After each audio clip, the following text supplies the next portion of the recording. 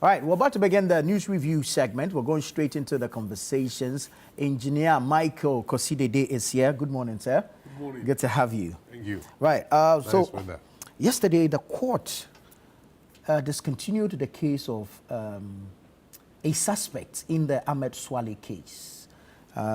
This is upon the advice of the Attorney General. But this Ahmed Suale issue, this case has been traveling over 6 years, no convictions. Now the lead suspect, as we were told, has been discharged by the court. Is there any future? Are Ghanaians actually safe? Because this was a murder in broad daylight. No suspect as it stands now. We don't know what the headway is. It's a particularly sad event that took place in 2019, right? Yeah. And you look, but we need to look at this in the context of justice delivery in the country as a whole. Because in as much as someone may have been suspected, until the person is found guilty, the person is also supposed to be innocent. According to our laws. So it's important that in the pursuit of justice, we do not create injustice to others. I do not know the details of why the Attorney General has decided that the case should be or he should be let off the hook at the moment. But it's important that the Attorney General explains the details of this case, because this is a murder issue. It's not like an ordinary one where you say it's corruption. But this is a murder issue. There are families that are grieving and still grieving their loss. So it is important that the Attorney General in this matter comes out clearly to state why he thinks the gentleman may not be suspect, or why he thinks that he should be set free. But when we look at our justice delivery system, it should give all of us cause for worry. One, because the length of time since 2019, nothing has come of it. There are a lot of murder cases in this country that are still unresolved. And you ask yourself, is it because we are not interested, or it's just the corruption of the whole justice system? Because if you recall, there's Roko Frimpong, I don't know if that has been resolved many years ago. So there are quite a number of cases that if you go online today, you would find that there are a lot of high-profile and low-profile cases, the Takrady girls, unresolved. So you ask yourself, what is really happening? But JB Dankwa is still hanging. JB Dankwa is still hanging as well. So you ask yourself, what happens to the ordinary person? Because I can bet my last dollar that if a policeman or a security, any member of the security agency had been killed, they would find the person. So you look at what is happening today versus ordinary issues, then you ask yourself, what is happening here? So I think that in as much as those in the judiciary system, or the lawyers and the judges like to say that justice, the wheels of justice grind slowly, it is also important for them to also realize the other side, that justice delayed is justice denied. So in that context, every Ghanaian should be worried. Because you hear a lot of people these days, when something happens, somebody deliberately or unconsciously does something to you or offends you, he says, oh, go to court. Why is everybody saying that? Because they have a strong belief that the court system is either unfair or is very slow. So you won't get justice. So somebody deliberately acts in a manner and then asks you, go to court. If you like, go to court. I mean, that in itself should tell us something about our judiciary system. That people do not trust the system, and that people know that no one will get justice, or the system can be delayed for as long as the person wants. So it's a very worrying trend for me, and I think that we need to look at it. Now, when I saw the topic, I said, look, start reading around. And I saw a certain Yale report, which was done in 1995 and 1996, which studied judiciary systems and was looking at those that had the most efficient system. So the question we need to ask ourselves as Ghanaians is, by what metrics do we measure the performance of our judiciary system? For instance, when a judiciary says they want more judges, how many judges per 100,000 people do we have? How many cases are filed every year? And how many get resolved within that year? So I think that clearly we need, the judiciary itself needs to come out with metrics of performance that we can judge them by. Because clearly this case where you go to court, they say, oh, go and come. The prosecutor can say, oh, we are not ready. I mean, it's unfair to everybody. Because you listen to the recent cases involving Puff Daddy in the UK, in the America, for instance. I mean, within a month, less than a year, the trial is over. And everything is done. So you ask ourselves, why is it that in our system, that doesn't happen? So for me, it's about the whole society. We, as a society, need to sit down and ask ourselves very honest questions about how we seek to run the system. Because if you have a bad judiciary or a very slow process, it affects business. True. It affects every single thing. I mean, even our fight against Galamsey, judicial systems grind to a halt. So everything comes to a standstill. So when the president goes around promoting business and say, oh, people should come and invest in Ghana, then people look at it and say, how long does it take to finish a court case in Ghana? Because if I'm an investor and I walk into this country, I put my money in, and then suddenly there's a court case, and the case never ends, how do I go and get more money to come and invest? It doesn't help. So we need a fair and stable judiciary system to help in promoting business, in ensuring that the people have trust in this, and that it doesn't result in violence. Because once people begin to have a bad feeling about the judicial system, anger builds up, and one day it erupts. And that is why you have this mob actions. Because people then feel that, look, sending this person to court is not going to help us. We might as well deal with the person right here and now. So I think that is the chaos we are creating with these trials and delays in finishing cases. And the sincerity with which investigations are carried out. Because I sincerely do not believe that if the police were really interested, they cannot find the person. I doubt it. I doubt it. I mean, in as much as we're looking at the judiciary in itself and the review or reforms to make justice delivery better in this country, in this particular case, could there be a challenge with the investigations and the prosecution itself? Because I don't know if you've also noticed, but there's this trend where we are quick to make public any single step along the investigative channel, then we don't have the full picture, the full complement of the investigation, and we go to court and we are found wanting. You know, there are a few cases I have observed in this country, and I've asked questions and continue to ask questions. The investigation process itself needs to be thorough. Right. So if it's not done, because our judges deal with evidence. If the evidence is not right, they will throw it out.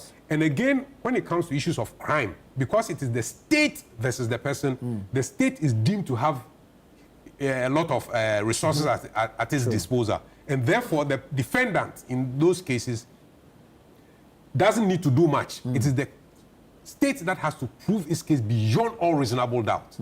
So if the state prosecution is weak in terms of the investigation and all the processes that are done, clearly nothing is going to happen. The judge is not going to give a ruling in favor of the state.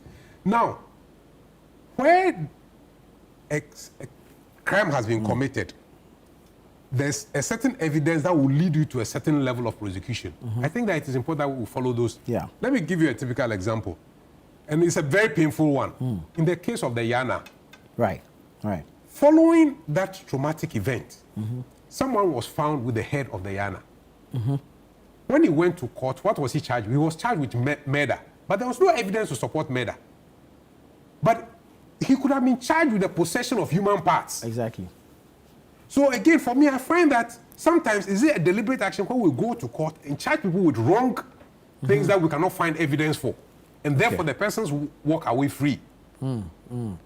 So it is something that we need to look at seriously in terms of justice delivery in this country. The investigation process has to be thorough, and the judges or the prosecution has to be done properly.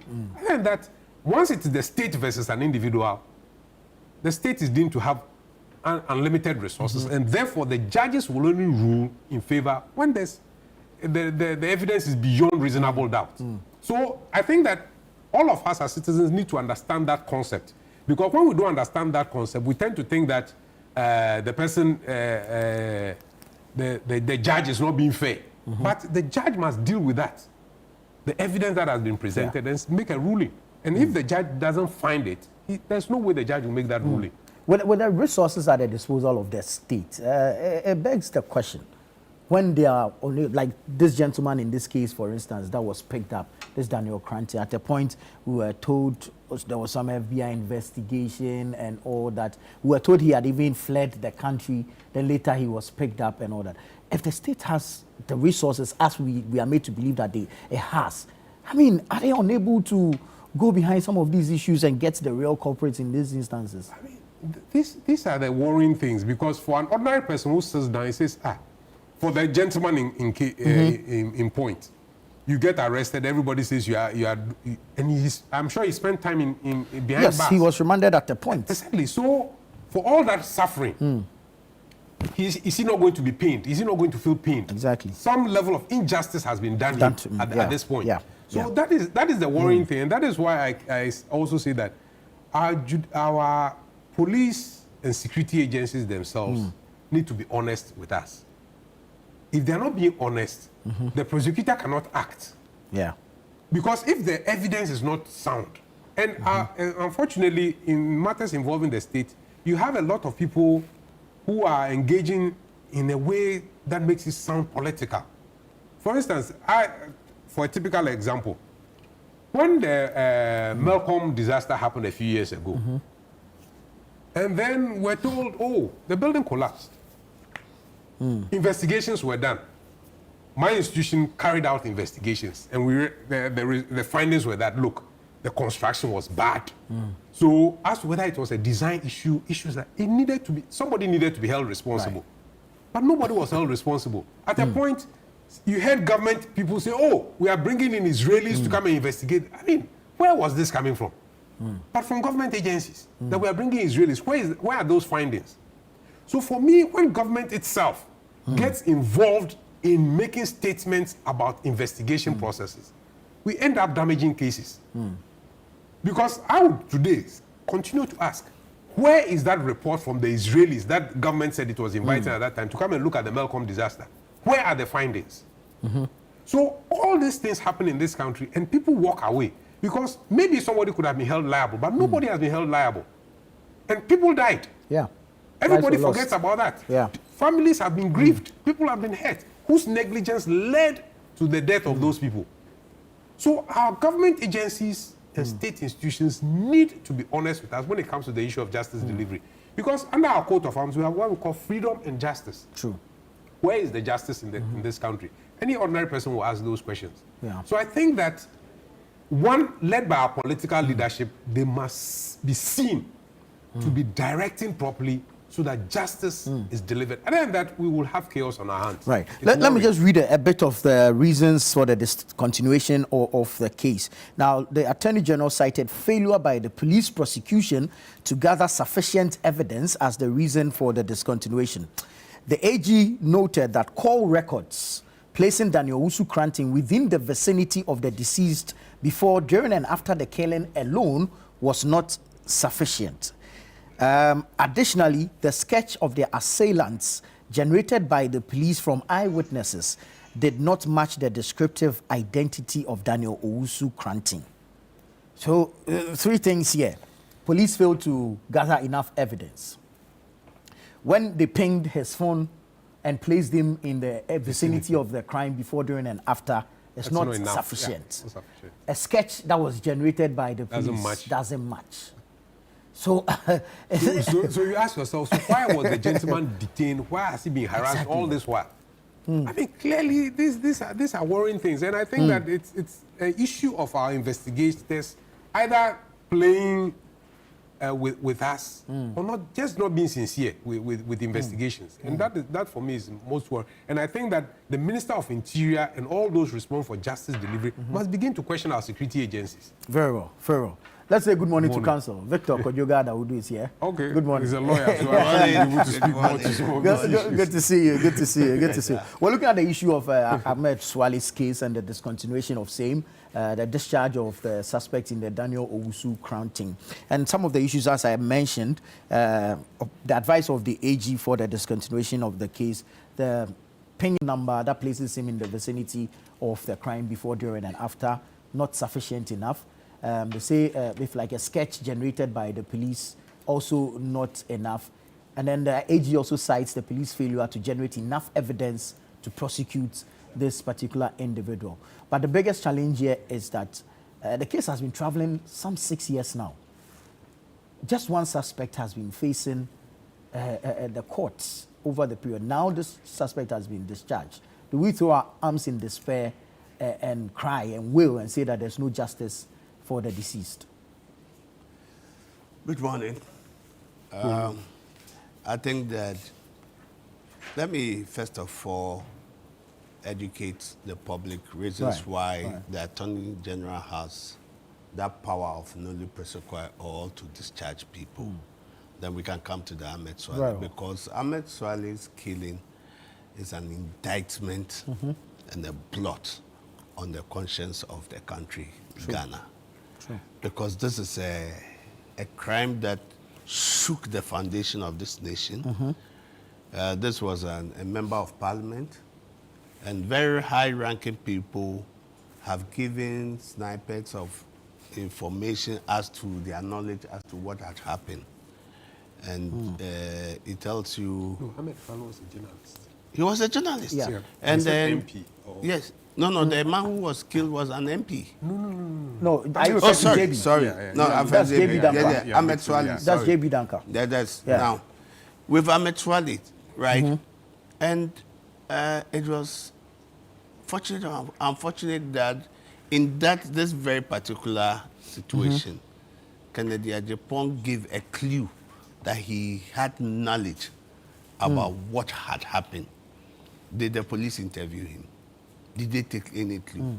You see, when the Attorney General is to file nulli prosequi, there are reasons why he would do that. True.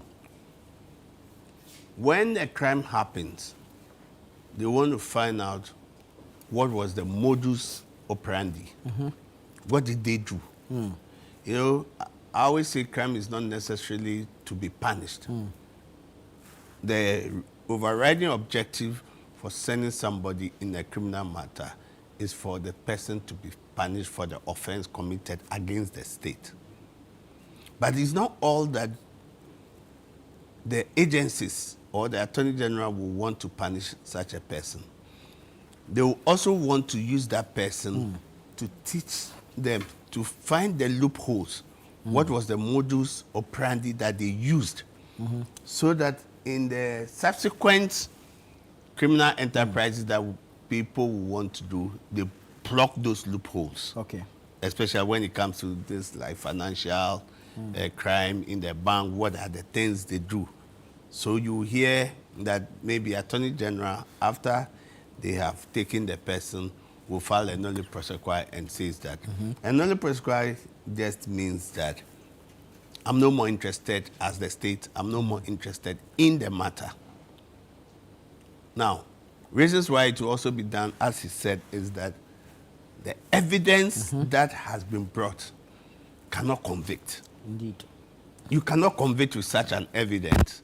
That means that you go to court and you will be doing a shabby job. That will bring your competence into question. Yeah. Right? So to sometimes avoid that once you go, you just lose your case, and everybody thinks that you don't have competence, you don't have knowledge, and you don't have grips over what you are doing. Two, when this is also done, as I said, we have to also look at maybe gathering of the evidence, the processes by which it was done. So now you want to go back, I'll come to the sketch, you want to go back and see what was the pieces of evidence that was glossed over. So that becomes part of issues that the next time you are training your investigators and others, you would have to make sure you do. I commend the Attorney General in the sense that sometimes when issue comes and it is an issue that will polarize, or we have political undertones, when we find political elements within the matter and we polarize the matter, there is some pressure on the investigators to be able to trump charges. When they know very well, maybe they have told their superiors that this is what we are finding. But their superiors are like, there's pressure on us. So far as there's pressure on us, let's push it through. Let's push it through. So most of the cases, I can tell you, the investigators, they know, especially the subordinates, they know the truth. But when they tell their superiors, for them to look good within the books of the authorities, they go and present a different version. It takes courage in this matter to come and say that, looking at the evidence, I don't think we can convict. What we can do is, let's discharge. Go back and do some investigation and look at what has been glossed over. Once the man has been discharged, we are not being told that he's been acquitted because they haven't gone into the matter. It means that if they find evidence in this matter which links him, he can be brought back to. There are 2 suspects on the run. Yes. And he was accused of abetting them. Abetting them. Right. So if they get the facts which the nexus connects him, they can always bring him back. And for me, some of the investigations is armchair investigations that is done. They put pressure on the person, just say this, and sometimes they tell the suspect and the accused will just admit that I have done this, I will speak to the judge, or the system will speak to the judge and the judge. And most of the suspects, when they go and they admit, they think that it will be cause a promise, and they go and they say, oh yes, we are guilty, or they go through the process expecting that maybe some deal has been cut between them and he'll be given some minimal. It never happens. And I don't see how an investigator and people will be able to go and see a judge and so can we do it A, B, C, D. For me, it tells you that the system by way we go, investigation, we must improve on it. And some, they come and, you will see that it's a lie. But because sometimes they are coming from the state, the judge sitting down, when the judge is not so strong, an activist who would say, no, until I see snippets of this evidence, I will not convict the person. I'll be bold. Because the system is that now promotion and everything to the top or be elevated is also being linked to politics. True. Politics, who is your godfather. Yeah. Right? So to even take decisions sometimes, you will see, I see some judgments, you just see they are dancing around the issue, sketching around the issue. Then they bring some conclusion. You see, this matter reminds me of the treason case. The treason case. Okay. Yeah. I tell you that, look, what happened in that case, the evidence, right? And the hostile manner in which that case was done. Look, you just point the things out. Somebody, the key person who says that they did the drawing with the people, and they instructed him, and he wrote the names. Parliament, the sketch. You ask him in court, okay, you said you did it, you wrote the name. Okay, take a paper. Rewrite. Spell parliament. He can't even spell. He can't even spell. Spell Obechebi Lamte. Circle. Spell police headquarters. The same person who claims to have done that thing is unable to reproduce him. At the end of the day. Maybe he suffered dementia after the first part. What? At the end of the day, that man was promoted and taken out. Wow. So it tells you the whole system has to be looked again. And I commend the Attorney General that he's been bold to come and say that we will not convict somebody when we look at the evidence, that the evidence will not go down. I think we need to go back and look at some of the things that at least the superiors, when the young ones tell them the truth. I've been practicing for almost 20 years. And I've done criminal matters. And the young ones tell the superiors. But the superiors are like, no, the system will not be happy if we let this person go. Look at the whole hue and cry when it came to Ahmed Suale's death. So at the end of the day, so somebody we have put in for all these years, the maltreatment, everything that's gone. But we just thank God that this is where we have come to. You see, I can give you a lot of, look at the Afoko cases. It's just because the system thinks that this is, and you see, if you trace, you connect the dots, connect the dots. Look at what happened in the Jakpa and Dami. Yeah. Where the system was trying to coach somebody, right? So that they'll be able to nail somebody. So it tells you that's why I always say, people always think that, oh, I don't have money, especially if you're an accused person. They pick you up. You say, oh, I don't have money, so I won't go for a lawyer. It's not every lawyer who will always say, bring money before I come. The justice of the case would even move the lawyer who has a conscience to come into the matter. I've done several. At the end of the day, you realize that all they would say is, lawyer biya bemu, excuse my language. The genius would tell the superior, say, lawyer biya bemu, same way there, lawyer no. Are you getting it? Because they know the truth. But you see at the top, so it gets to a place, it terminates. I think that this alone should speak to our conscience, should speak to the conscience of the investigators, should speak to the conscience of the authorities, that when they are being briefed, they should be able to ask some questions. They go, you know, what they do normally is that they call something reconstruction. When the activity has taken place, they say they go for crime scene. They are now trying to see and ask you, oh, put this one in this place, this place. We believe this is how the sketch. That's where that the is sketch. their own assumption. Their own assumption that this is what happened. Based on narratives. Even in, listen, the chasing case, when they went there to a hospital, there was a CCTV camera, right? Yeah. But when they realized this, they took it off. I'm telling you, they took it off. That's Oh, wait. evidence tampering. Yes. Oh, they took it off, kept it. You asked the investigator. He said, oh, we got the camera, but I didn't check. Then we asked him, next time he came, he said, oh, no, it was not that CCTV. It was some case. So where is the CCTV? He can't find it. So the system has its own design to fight certain individuals.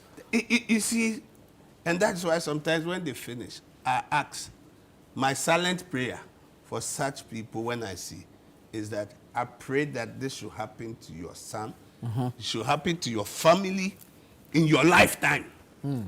If you've been able to do this just because you want promotion, because you want to nail somebody, the system will promote you, the system will reward you. Then you put an innocent person in there, trump charges. I'm not saying that they are not good investigators. They have been good investigators, and some of them who gets to know that what is being done by their superiors would even give you, the lawyer, the information and say, this one, Master, it's not true. This is not true. Right? Yeah. And if you have that tenacity, you can face them, and at the end of the day, you see, it's the investigator who comes into the box. When you ask him the question here and there, you realize that it's a bad case. So for me, this should be an eye-opener. This should be something we should look at and go back to the drawing board and look at it and give a specimen.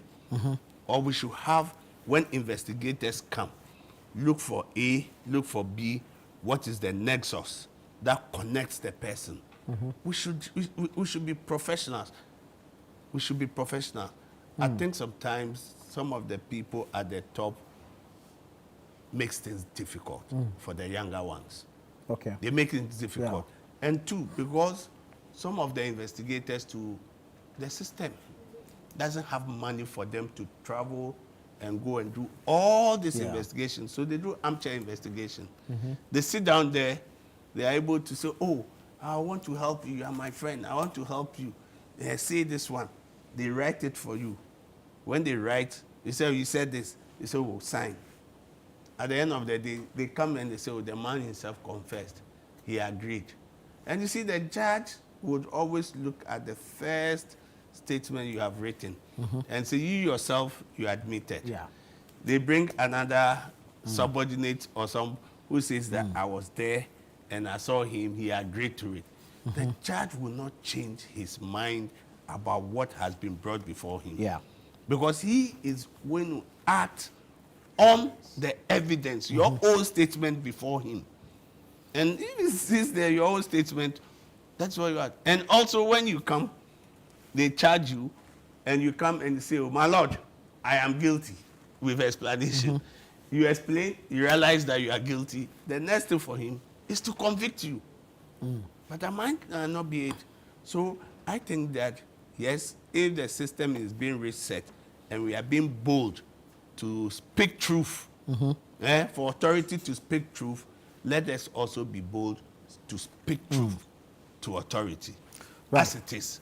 Right. And I think that I just pray that whilst there are still issues they are looking at, because we need to come to the bottom, the logical conclusion of the killing of Ahmed Suale, so that it never happens again. Even if it is the modus, we are able to understand that when it comes to contract killing and all this, people who are involved should be able to come.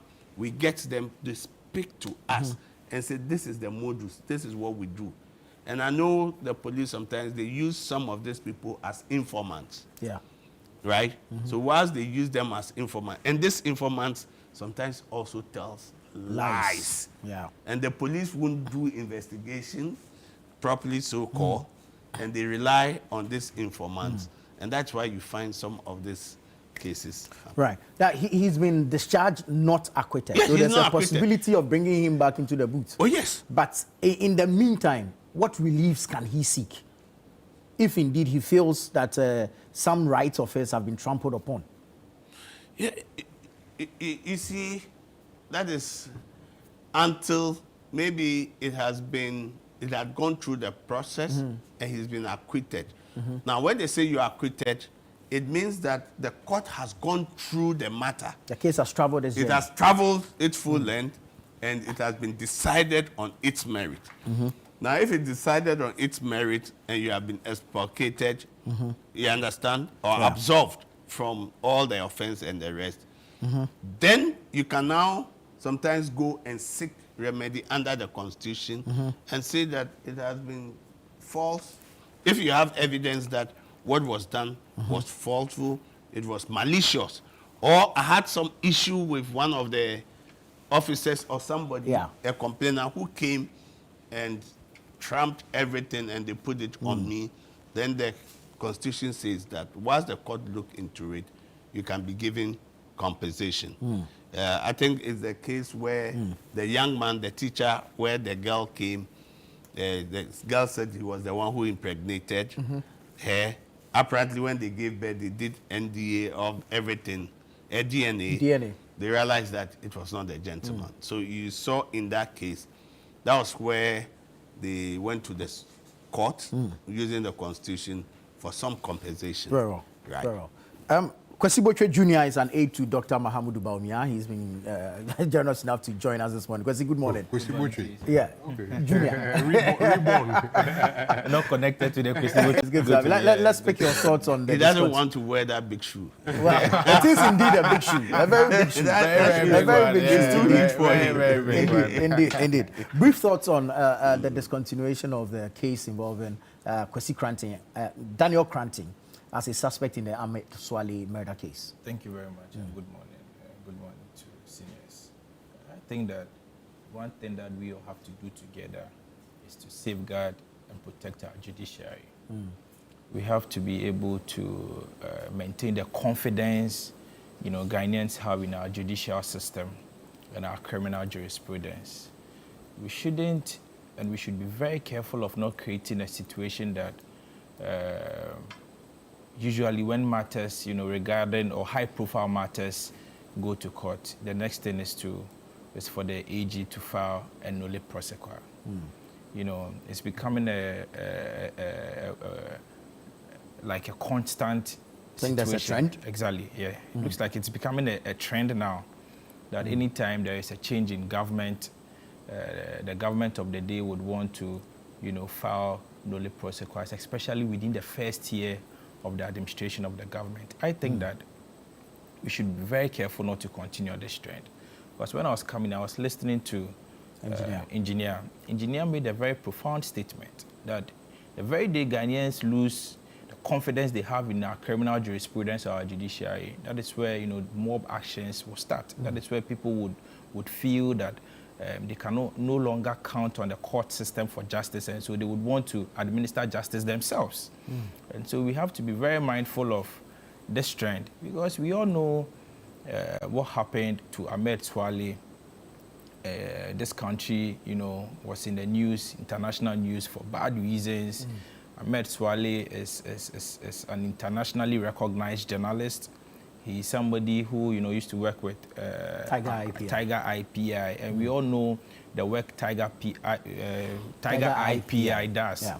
And so the death of Ahmed Suale is still a stain on, the reputation of this republic. True. And so if this news should travel to the international media that the government or the AG has filed a nolle prosequi because the AG feels the investigations were incomplete and was, shortly handled, I think that is a big stain on our reputation as a country. I see, it's not an end to the case itself. Yes, it's but an end to the case involving the Daniel Cranton, the suspect. Yes. But even so, he's only been discharged and not acquitted. Yes, but if you look at the reasons for the discharges, they are very serious reasons.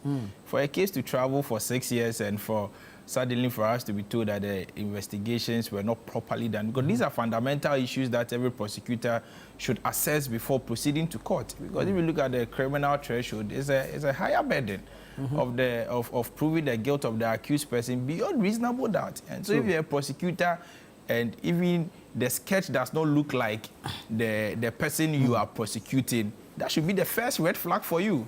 That this sketch I have and the person I'm seeing, the pictures does not match the person. And so you shouldn't have even initiated charges against the person in the first place. You see, all these checklists should have been met. But we travel the case down the line, spend money. I think it's a waste of judicial resources, because prosecutors would have to go to court, file documents, disclosures, go through the process for 6 years. And today we are told the investigators didn't do their job properly. I think that for the first time, the investigators, have to be, sanctioned. It has to be a sanction for the investigator. It cannot be business as usual to serve as a deterrent to other investigators who also cook up evidence, quote and unquote, to the prosecutors. Because the prosecutor doesn't engage in investigation. All the prosecutor does is to assess the evidence that has been adduced by the investigators and then know the necessary charges to profess against the accused persons. Because, again, to stand on Engineer's point, Engineer made a point that, because the state is perceived to have the resources to undertake criminal prosecutions, usually the law is in such a way that it protects the accused person more. Because if you look at the rights that the accused person,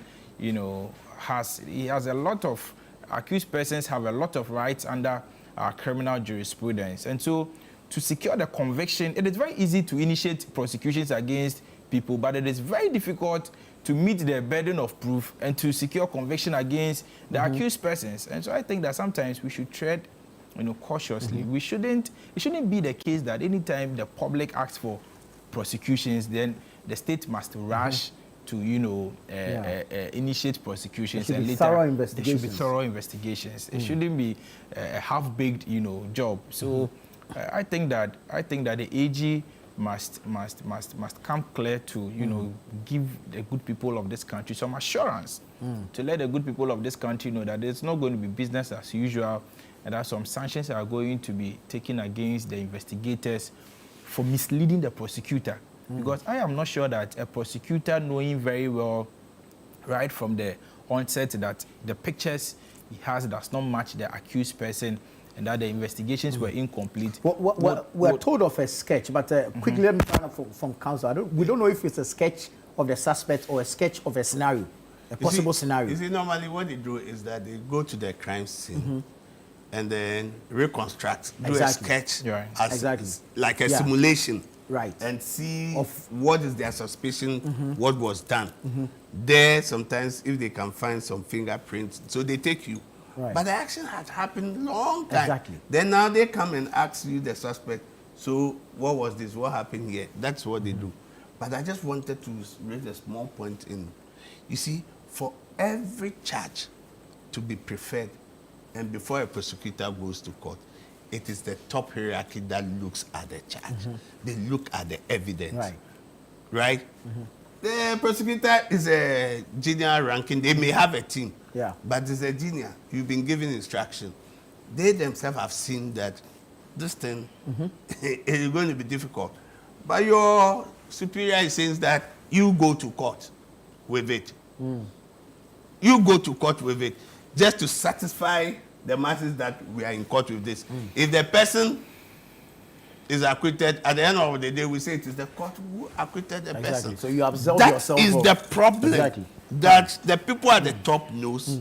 The investigators may do and tell you the truth, but you look at it, and because of the pressure coming from society, are you getting it? Yeah. Then they say you go to court. Sometimes I always say, listen, when society may look at some document and say, oh, this is evidence, with this evidence, we finish the matter. Everything, he has to be in jail within the next 3 months. But with the legal eye, when you look at that evidence, you realize that, no, this is not the kind of evidence that will convict. So that is the issue that we have. And so I think that, in fact, I think the sketch you asked about is the sketch of the accused person, because the suspect, sorry, because you remember when the incident happened, the police called on the people within the enclave to, you know, draw. We saw some pictures on social media, if you recall. People were trying to actually link it to other people that, hey, this picture looks like somebody I know that. So I think it's the sketch of the suspect. And so all what I'm saying is that before we prefer charges against persons who we perceive have committed, you know, crimes against the Republic, let's take our time. Let's go through a thorough process. Let's not be in the rush to, you know, play to the gallery or to satisfy the pleasure of the citizens. Let's take our time. Because let's also have at the back of our minds that this is the right of a person we are joking with. A lot of people, I think, a lot of people are in jail for wrong reasons. True. Yeah, I think that, like counsel mentioned, people, you know, get issues and they tell you, if I go for a lawyer, the lawyer will charge money, and so I'll not go for a lawyer. And at the end of the day, the prosecution will find their way out and you are convicted. A lot of people are in jail, you know, a lot of innocent people are in jail. And so I think that the prosecution, they have a duty to the state, they have the duty to the citizens to do the right thing. Not to cook evidence against somebody, not to manufacture evidence. But counsel said something that I would want to rebut. He mentioned that in the Japa case, the system tried to, you know, connive with the accused person to secure conviction on the last. I heard like Attorney General. The Attorney General. But you know, this very Japa issue, the video or the audio was played in court a couple of times, and the court didn't find any merit in the audio to, you know, punish the agent. It's currently being looked into. There's a petition and so for counsel to make such a categorical statement, I think it's unfair to the former AG. You know, counsel is also in the profession. We are in the profession, and so it's unfair to the former AG. I don't think I was judgmental. I don't think I was judgmental. Anyway, that's fine. That's fine. But I just said that I was connecting some dots just to show that sometimes this is what happens. Okay. But in this scenario, we don't know for a fact that happened. No. system or the AG was trying to. No, if you think that in my estimation that I've been judgmental, I think I'm sorry. Yeah. I will never be judgmental. Very well. My practice is not. Right. The show is very interactive, so send us your thoughts, your comments, and your contributions. We'll take a break here. When we come, we'll read some of your messages, and then we'll move on to other issues. This is Breakfast Daily. Stay with us. We'll be right back. All right, you're welcome back. This is Breakfast Daily on ChannelOne Television. We're having the news review segment. A few of your messages have come in. We'd like for others to also send theirs in. I'll take a few of them. This one says, good morning. I am Okain from Bantama in the Senate West District. The NDC communicators have forgotten about Dr. Stephen Opuni's Cocoa Board case, Collins Dowda Saglemi Affordable Housing Project case, Dr. Atuforsen and Richard Jakpa 2.37 million euros ambulance procurement case, Samuel Ofosuampofu leaked tape, etc. But that were all acquitted and discharged by the Attorney General. So in terms of high-profile prosecution, it was MPP government who started, but it didn't end up well. Honorable Kennedy Japan seen as a strong candidate to lead the Elephant Party. Just get connected. Okay. We'll see about that. This one says, good morning, Nana. Ghanaians enjoy mediocrity and our legal system or justice delivery seems to help or boost it. Our security system is as well in need of growth and deliberate intention to develop to the point where crime becomes unpopular. We're joking and the system is weak and we are all in for a long ride if care is not taken. We will suffer dearly from this attitude. Aminu from Nsawam says, if a prominent figure like Ahmed Suale can be murdered without justice being served, what hope is there for ordinary citizens who lack influence and a voice in our society? Let's be honest with ourselves. The safety and security of all citizens should be our top priority. We must strive for a fair and just system that protects everyone, regardless of their status or position. I am a strong MPP affiliated, but tell the NDC lawyer in your studio, I admire him so much. Okay. Good morning, Nana. Can you retain the panelists for today for every day? They are dealing with the very important issues to the best of their abilities, not getting political and dirty with their submissions. Biggest respect to Engineer. He has maintained a good record as far as neutrality is concerned. Enjoying today's conversations. This is HE. Oh, so what? I don't know if it's a male or female, but HE is supposed to be His Excellency or Her Excellency. His Excellency Darling from East Legon. A lot of people don't have trust in our judiciary system. Similar murder cases have taken place until today. Nobody has been found unpunished. That's Ahmed from Nima. This one says, good morning, Channel One TV. I am Francis from Upper East Region, Bongo. Nana, please, our leaders are not helping the country. All right, so that's it on the Ahmed Suale issue. Let's move on to the issue of the deal with the United States of America on receiving deportees. So this Ghana-US deportee deal. If activists or if like a group, Democracy Hub, has sued the government over this particular deal. Prior to receiving these deportees, we also had the minority raise certain issues, concerns. The underlying matter is that the government should have, if like gone to Parliament for ratification before the implementation of this deal. Council, I'll start off with you. What does it look like from a legal point of view? Nana, it makes it a little bit difficult for me to discuss this matter. Not that I won't, I'll say a little introduction thing about it, but because the matter is in court, and I'll be seen as a senior lawyer, right, who comes to on radio, and whilst the matter is pending in court, I'll be discussing it. Right. I don't think it will be fair on myself and fair when my senior colleagues will come and now be pointing their hands into my face. And so you should know better. Right. But the whole issue, I think, is about that there has been an arrangement between Ghana and the US. You know, sometimes diplomacy is a difficult thing. It's an animal that sometimes can become unruly, in the sense that when it comes to diplomacy, it is about give and take, right? What can you give? What can I take? It's like more of like a barter system. So that's where Harris Kissinger came in with the shuttle diplomacy. Yes. Right? So this is one of the cases that had come up. Now, when there is an agreement or a treaty, it is, our law says that that law should be made part of the municipal law. That is that it should be incorporated, they are agreed, which the Constitution provides for. However, there are different methods of how ratification can be done. It can be done by the whole House, can be done by some committee or other people. There is a way that they go about it, so that it's not every agreement that comes that you find the whole Parliament sitting to look at it. Right. But I think that that's what they are saying, that for them, they think that that agreement should definitely come to Parliament. I will wait. This is my only comment I can make, that I don't go in there for and against, that at the end of the day, right. My ethics will find me at the wrong side, and they will say I've been judgmental in this whilst the matter is pending. I know they won't forgive me, especially the judge, knowing me as a senior lawyer and doing this, they may forgive the younger ones. So please pardon me if what I have said on this matter should suffice.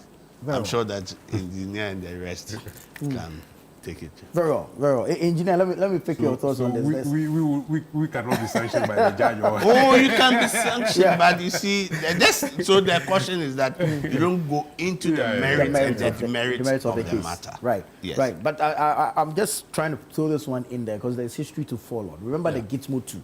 Yeah. Yes, and there was a ruling thereof. Yeah. And so you have agreements, treaties, and if you like, and the likes thereof, being referred to Parliament for ratification before implementation.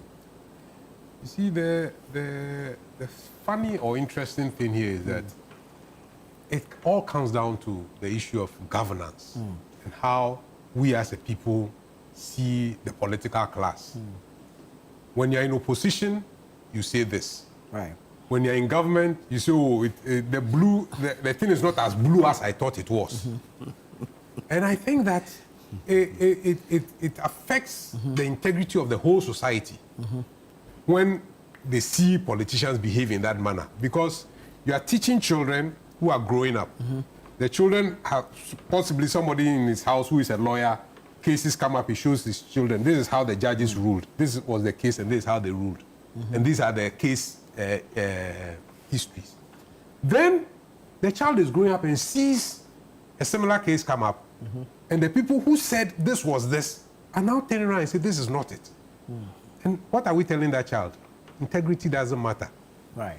So for me, we must look at the larger society when we are governing as politicians, because there are certain messages, things that are not taught in class, but the society learns it by the behavior of the people in government. Right. And that is the worrying thing for me. Consistency in the way we behave. When we say a presidential jet is not good, and we come into power and say, oh, it is good. Right. Inconsistency. In opposition, it was good. But when we come to power, it is not good. These are things that are worrying. And the politicians tend to laugh over it. But what they don't realize is that we are creating a certain society that does not trust anybody. So that everyone is looking at the other and say, oh, I know you are lying, but that's normal. Let's get on with it. That is where Ghana as a country itself cannot make progress. Because we are beginning to accept bad behavior as a way of life. And I think this is what our politicians should begin to look at. And we must look at Ghana as a sovereign state. So even in our negotiations, if we think that, look, this is not going to set with us, it's not consistent with what we think, or it is not going to send a good message, let's come back to the public and say, look, we might say diplomacy, yes, but let's go out to the public and say, look, this is what we are confronted with. And we are negotiating so that we can make the best of it as a country as well. So what can we do? You put it to the public. I mean, just inform the public, keep the public informed. But when things get done and we find inconsistencies and things like that, it doesn't help with the developing a society that is disciplined, that respects, and a society that thinks that integrity is important. A clear example of the inconsistencies is what was said by the president and what was said by his foreign affairs minister. The president in that encounter mentioned an agreement. Exactly. He was clear. He mentioned agreement. But then the foreign affairs minister on the same channel said MOU. I mean, you see, again, it's about semantics. It's semantics. Exactly. They are all semantics. They are all semantics. All of them are signed. And if you sign something, it is an agreement. And MOU sometimes you may say is not enforceable beyond a certain point, Right. but it's an agreement. And once they are sovereign states relating to each other, I mean, the people of each country must see that we are being respected in this matter. But when others think that, oh, we are not being respected, because subsequently there have been comments from the US on this whole MOU as well. Right. And these days with Twitter and all the social handles, everything is out there. And I mean, people are saying, but this is not what we agreed with Ghana. Why is Ghana behaving like this? Why is Ghana doing this? Yeah. And then you start wondering, what are the politicians leading us doing? So for me, it's important that in building a society where people can believe in their leaders, we begin to look at these things not just as legal matters. We must look at them as what kind of society are we building? Are we building a society where we have trust, where there's freedom, there's justice? There are all those values that we uphold, or we just think that everything goes. For me, those are the things that we need to look at in this issue. Because I'm sure you also want to stay clear of the merits and demerits. Yes, but, yes, like brief comments. Like senior counsel has laid the foundation. This is a trap he has set but I think that you see the case of Margaret Balfour versus AG settles this matter. And I think that Democracy Hub should have only, sought for an enforcement sort of Article 75. Because if you read the case of Margaret Balfour, the Supreme Court extensively dealt with the provisions of Article 75. In fact, to clarify that, the context of Article 75, treaties mean agreements, conventions of any format. In fact, so an MOU, we all know that is a kind of agreement. And so it's actually captured in the broader definition of an agreement. Absolutely, absolutely. In fact, the ruling was clear. The Supreme Court was emphatic that an agreement in any format, whether formal or informal, so far as it's an agreement between Ghana and any international organization, it has to go to Parliament for ratification.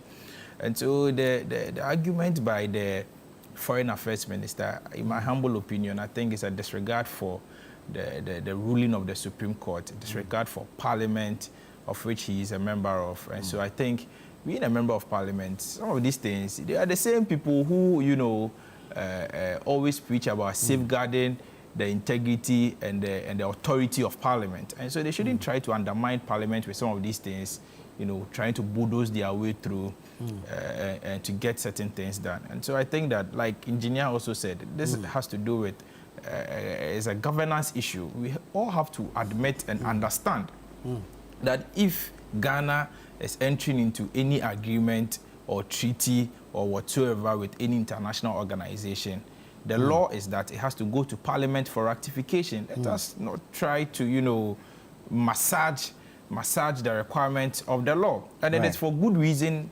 why it has to go to Parliament, for Parliament to also have a look at whatever agreement Ghana is entering into. And so I would end here, and once Senior, has laid the foundation and has set the trap for me, which I've fallen into the trap, I'll end here.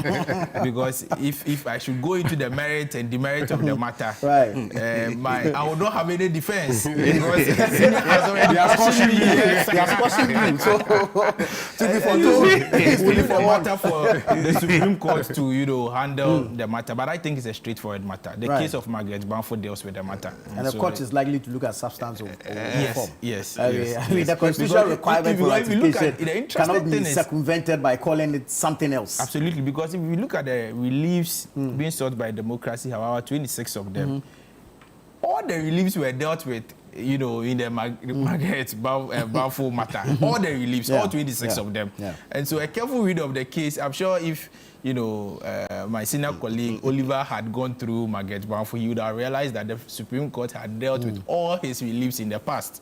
So we'll leave the matter here to see what the Supreme Court does about it. I only caution you, Kwesi, is that, you see, these days, the judgments that come from our superior courts, you cannot be certain.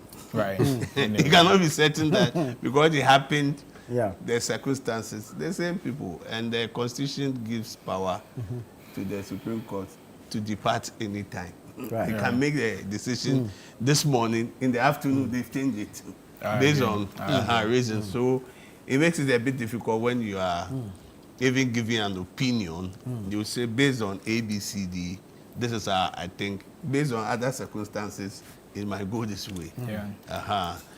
Because it has not been certain for some time. And like he said, governance is a very difficult thing. You get in there, you are confronted with the challenge, then you realize that when I was outside, I was an observer. You said a lot of things you shouldn't have said. I said things that I shouldn't have even said. You get in and you realize that, oh no, this is it. But you know, the only thing we lack as leaders, some leaders, I'll not say every leader, most leaders we lack is to come back and say that, look, no, this is what I said. But when I got there, reality. So I always tell people that don't just be judgmental. Somebody has taken a decision. If he has taken a decision, what was the information that he was privy to at the time he was there, and the law gives him power to take that decision? What were the information that he was privy to? Right. On hindsight, what would it have been? So that's why I don't like to judge people, but I want to find what were the circumstances. But he talked about the conscience. So we should be able, when we say something, and at the end of the day, we see that it is contradictory, it's not like that, we should be able to come and say, yes, I'm sorry, this is what I said, this is how I thought, this was the information I had.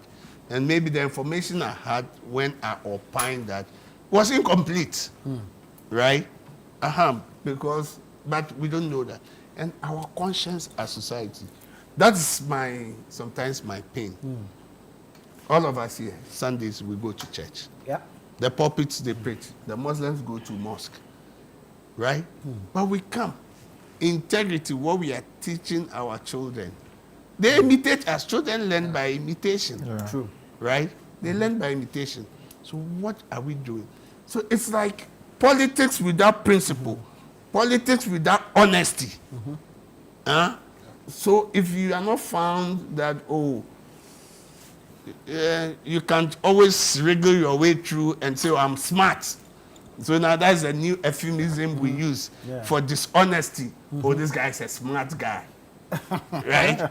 That means euphemism we use for... just being dishonest. So what does our conscience tell us as a society?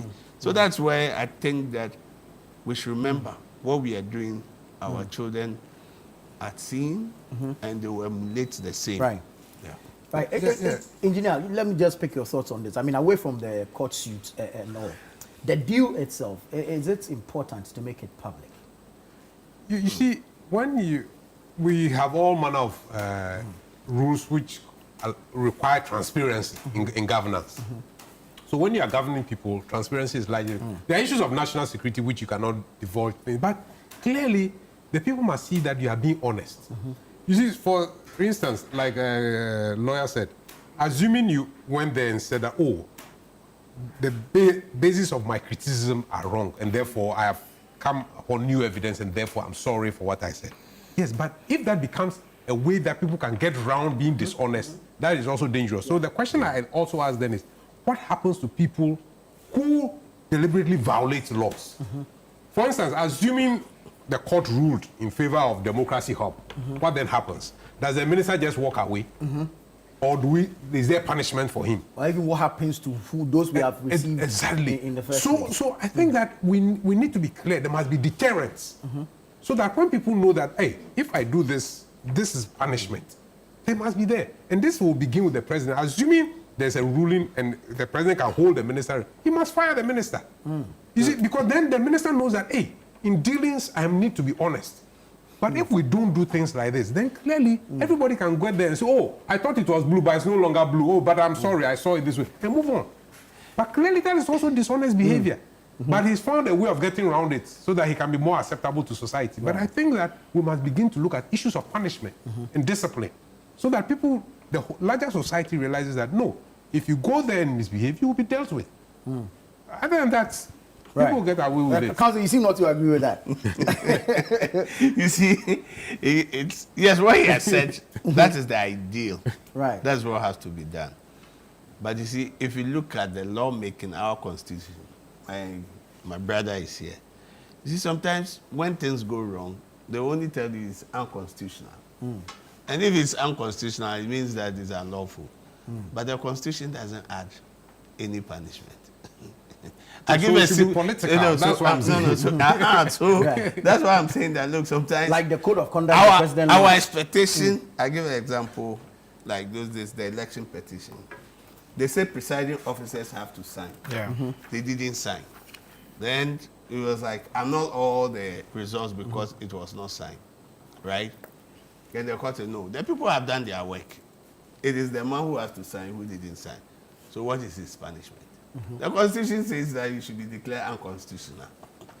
So, but that not spell out but the law has not spelled out that if you're a presiding officer and you didn't do You should this, be punished. Yeah. you should be punished. Right. I'm just likening to people's expectation sometimes say, this is not right, it's unlawful. But once the law has not defined something as an offense, it makes it difficult to be punished. Right. But the other alternative that happens when it comes to the maybe political and the Administrative. moral conscience to be able to Administrative. speak to you and say, oh, A, B, C, D have not been. Yeah, but I also get this I get your point. administrative things. Administrative even still is part of the law.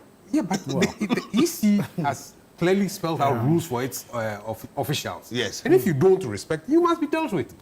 Yes. That's what I'm saying. So the court has ruled in its own position. Yes. It's done a rule. But when we come back to the office as EC, Yes. Administratively, we ask that all officers of the EC must sign. So if you have Or failed you to be sign, you will be blackmailed. dealt So with. in That general, is you realize that that? the first question we have to ask ourselves is, when we go to the Supreme Court, what do we ask for? What we ask for is interpretation of the Exactly. law. That is all. So the interpretation suggests that the person who committed the blunder, did not know that it was wrong. So you are in court to seek for interpretation and an understanding of the law. Yeah. Okay. And so if the court, gives the understanding of the law and interprets the law that this is the way the law should go, you cannot punish the person for Not understanding the law. absolutely not understanding. When it was in black and white. But we don't take from the law. It's not Interpretation. You understand? So I know it, but I do not understand it. Absolutely. It is interpretation of the law. Governance is a difficult thing that sometimes. Because I try to find out that maybe this person who is the minister or the leader there is a lawyer. He should be able to understand this. But you pretend he doesn't understand, he doesn't know. And will opine that do the wrong thing. I'm just giving an example. Maybe everybody knows that if it's an international contract, it has to go to parliament for this thing. But the person says that, no, forget about that. This one is an MOU contract. Don't forget about the parliament thing. But he knows, right? And the directors, everybody knows it has to be. So let's go ahead. Let's sign go to it. court. No, let's sign it. Let's sign it. When he drew it, now it gets to a point, then the person doing it say, the court has said you should always go to court. The director said, oh, don't mind, don't worry. We go ahead. Then at the end of the day, that's where you see that issues come. Yeah. Then we have, if you go to court, you will lose. So what will we do? Let's go to arbitration and go to then the judgment there. So sometimes I ask that, so these people, didn't they see the pitfalls? But they pushed it through. And that's the one I'm against. At the point of the judgment, that is where sanctions can be, because when you cause financial loss to the state, it's a criminal offense against the republic. And so if the government wants to sanction you, they can, prefer charges The against you. actually says willfully Causing financial loss to the So that comes to what Senior said about knowing very well that this is the procedure you have to use. And you disregard the procedure, it goes through, and there's a problem, and the country has to pay millions of dollars to people for no work done. Right. That you have to be punished. Right. That you have to be punished. On the matter of making the agreement transparent or public, we know that, not all these bilateral agreements or international treaties can be put out there. I agree. But I believe it's coming on the back of reports that a Salvadorian, this Kilma Abrego Garcia, was almost deported to Ghana. Yeah. So where do you stand on this? I think that, you see, the fact that something goes to Parliament doesn't necessarily mean it will be a matter of public discussion.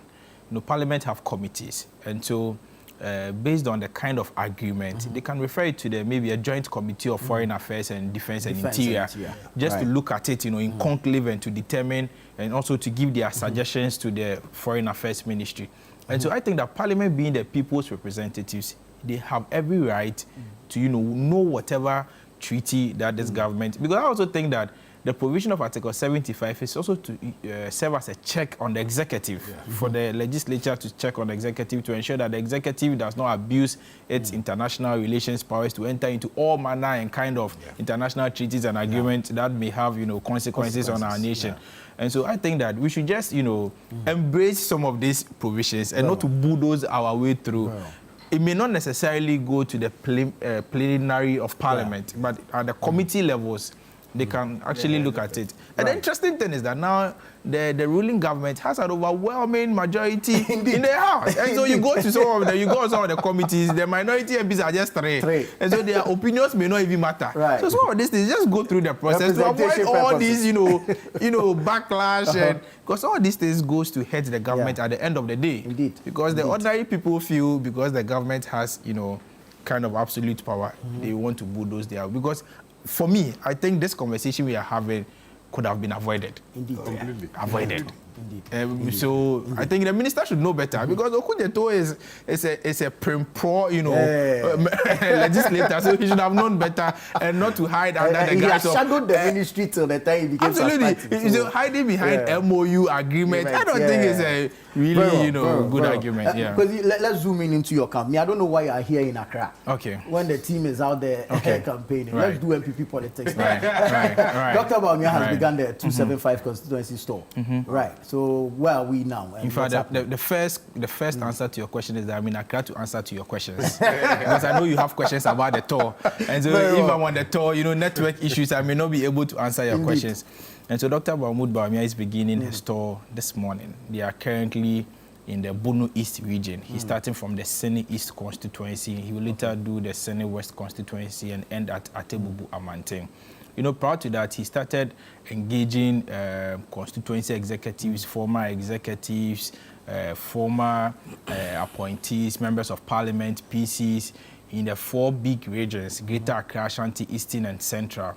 He's finished with that. Now he's going into the constituencies. Our polling station executives forms the larger proportion of our delegate system. They are about 98% of the entire delegates. So yes, and so the chunk of the votes are in the constituencies. And so he will be touring all 276 constituencies. We are about 107 days into 31st January. And so in the next 96 or 98 days, he will be on the ground engaging with the delegates. In fact, the delegates, they already know Dr. Mahmoud Bawumia because he's been part of our last 5 consecutive electoral, journey of our party. In 2008, he was our running mate. 2012, our running mate. We went to court. Council was in court. You and I were not there. Council admits how Dr. Mahmoud Bawumia demonstrated. Absolutely. For that point, I know Council admits demonstrated, to show that indeed the MPP won the 2012 elections. In 2016, he was our running mate. Organizing lectures here and there, putting the government on its feet. We won in 2016. He became a vice president. We all know that the role of the vice president is coterminous to the role of a deputy CEO, a vice chairperson of an agency, a deputy youth organizer. You do not have real power. In fact, the constitution is clear that the vice president may perform duties as may be assigned to him by the president. And so if you have a president who can do everything, you the vice president, technically all you have to do is to be chairman of police council, fire service, prison council, and even with that, any decision the council takes comes to the president. So the president can decide to disagree with the decision of the council. The commander-in-chief. Absolutely. And so the vice president technically does not have any real power. However, all, duties or tasks that were given to the vice president, we all know that he distinguished himself well with the digitization drive and all that. And so I am very confident. The economic management team. I am very confident. We all know that it's an advisory, committee, and that they also do not have any real power. But all tasks that were given to him specifically to perform, he delivered excellently. I am confident and I'm clear in my mind that the delegates would vote for Dr. Mahmoud Bawumia come 31st January because of certain character traits that he possesses. We all know that currently in Ghana, if you want 3 politicians who are very popular, it is the sitting president, the former vice president, and maybe the former president. If you ask me, because that's your top 3 most popular politicians. Top 3 most popular politicians. Because day in, day out, we are discussing Dr. Mahmoud Bawumia, we are discussing President Mahama, or we are discussing President Akufo-Addo. For me, and President Mahama, we know is not contesting again. This is his last term. And so after President Mahama, it is Dr. Mahmoud Bawumia who the good people of this country know. In fact, the NPP would have an advantage if we present Dr. Mahmoud Bawumia, because the NDC are going to go through the struggles that we are going through now. In fact, theirs is going to be chaotic. Now we see Asiedu, Ketia, Julius. I don't know if council may want to contest as well, because I've not seen any lawyer in the race yet. So if council may want to contest, I'll volunteer to campaign for council. Because you will be a fine flag bearer for the party, actually. Right, yeah. right. And so I'm not yet there. And so I think that the NPP would have a clear advantage if we present Dr. Mahmoud Bawumia, because the good people of this country know him. He's toured this country no less than 5 times. In fact, there are aspirants in the New Patriotic Party who have not even entered some regions before. But in 2008, as running mate, he toured the whole country. 2012, he toured the whole through to 2024 as presidential candidate, where he toured the whole country. In fact, as presidential aspirant now, he's going to tour the whole country. And so at every corner of this country, Dr. Mahmoud Bawumia is known. Now, as I end, politics is not easy. The man must be tired. Yes. It hasn't been easy. In fact, since our 2024 electoral defeat, he hasn't been able to rest. He's been on the move always, because with the reorganization of our party, he had to engage the diaspora party, had to engage our party people to let them know. In fact, he started with a thank you tour to thank them and also to apologize to them that as a government, we got a lot of things right. We performed creditably well, but of course we didn't get everything right. There are certain things that we did that we shouldn't have done. In fact, if you look at the report of Professor Okwe, the Asante Regional Report, the Konrad Adenauer report, the CDD report, our very own Musa Dankwa. In fact, my miracle, our just very good friend, Musa Dankwa's post and research all clearly points to the fact that MPP didn't lose because of the candidature, tribe, or religion of Dr. Mahmoud Bawumia. However, we lost because of certain, inactions of the government. For instance, Ghanaians didn't want e-levy. We bulldozed our way through to get e-levy, and Ghanaians didn't want DDEP. We bulldozed our way through to get DDEP done. Ghanaians were complaining of high cost of living. In fact, 3 days to the general elections, petrol was the prices of petrol and diesel, were increased and all that. Reshuffle, no reshuffle. Ghanaians wanted the finance minister out, Kenofoyata out. The government didn't want the finance minister out. All these things and isolated issues of arrogance of power and other things contributed to our loss. And so the tribe, religion, or ethnicity of Dr. Mahmoud Bawumia was not part of the reasons. In fact, Dr. Mahmoud Bawumia has set times with our number. And in fact, he's told the leadership of our party that if there is any research to prove that his religion or his tribe or his personality contributed to our loss, he would not contest again. Because he is not selfish to put his personal interest ahead of the party's interest. I think this matter, you should yield council's time to me, because council will not. Let me briefly take your thoughts on it, but we can only wish you well. Council, briefly, MPP politics. Oh yeah, you see, we have to be interested in MPP politics, because we have 2 dominant parties in Ghana. The others are on the fringes. The reason is that whilst they serve as a check on the ruling government, the ruling government must also be on its toe and see that what are we doing wrong that these people are seeing. But they had been in that position. Now they've become observers. So they can see a lot of things that, and for me, this race is a race that is going to be a referendum on the performance of Nana Akufo-Addo and his leadership at the time, and the people who were there. That's what within the NPP itself they are going to do. And I'm sure as they go on the journey, I wish them the best. And issues will come out. Because the things that he said they were going to do, that they were not able to do, and things we have also said we are going to do, is going to be the yardstick that they will measure. The rod, they will measure all of us with. So if we see that they set A, B, C, D, they couldn't do it. The arrogance of power, like he said. So it becomes a check on our appointees. And say, listen, we have seen it before. These are the traits. If you are getting this way, leadership might get you off because the people don't want it. So for me, democracy to thrive, we need them as an opposition. We look at them, what they are saying. To stay in opposition. Oh, yeah, definitely. We need to let them, so that what? We are learning from their wrongs. We are righting the wrongs that they did. Yeah. The people should be happy with us and say, look, continue. Very So well. we need to learn from them. As they themselves now, they bring. That's why I think that Dr. Baumia is preaching the civility. All is no to say that insults, things that we know within should not come out. Very well. Let's give engineer a few seconds to Interestingly, council, before engineer comes in quickly, our time is up. Council admits that Dr. Mahmoud Baumia is a civil candidate. Thank you. And that he's the best to be the MP. No, it's not about For me, I am worried about the trend in our politics. One, because in all of these internal MPP issues, I haven't heard concrete issues about governor. More of it has been about money. Who has money? Who can do this? Who can do that? And I think that is worrying our politics. Now, if you look at the Fourth Republic and you look at the way our parties have gone, it's all become degenerative.